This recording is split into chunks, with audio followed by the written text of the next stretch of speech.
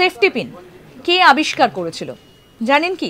Safety pin বলতে আমরা যে কোনো পোশাক পরার সময় ছোট ছোট যে সেফটি পিন, অর্থাৎ যার মাথাটা গোল এবং নিচের দিকটা স্প্রিংয়ের মতো গোলাকৃতি করে প্যাঁচানো, সেই সেফটি পিনের কথা বলছি। এই সেফটি পিন কিন্তু বহুল প্রচলিত। এই সেফটি পিন কে আবিষ্কার করেছিলেন, কবে আবিষ্কার হয়েছিল?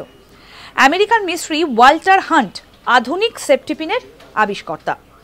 লুপের মতো স্প্রিংযুক্ত এবং ছুচালো দণ্ড, এবং তা থেকে সুরক্ষিত রাখতে আবার কি হয় না, দণ্ডটাকে যাতে ঢেকে রাখা যায় সেরকম একটা ক্যাপ মতো জিনিস রয়েছে, যাতে সেগুলো আমাদের গায়ে না ফুটে যায় ব্যবহার করার সময়।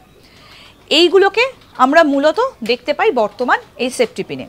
চার্লস রৌলি 1849 সালে এটাকে বাণিজ্যিকভাবে উৎপাদন করতে শুরু করেন এবং পেটেন্ট করেন। কিন্তু তারও অনেক আগে আমেরিকান একজন মিস্ত্রি ওয়াল্টার হান্ট তিনি এই আধুনিক সেফটি পিন তৈরি করেছিলেন। দেখতে থাকুন আজ তাক বাংলার ইউটিউব চ্যানেল, সাবস্ক্রাইব করুন।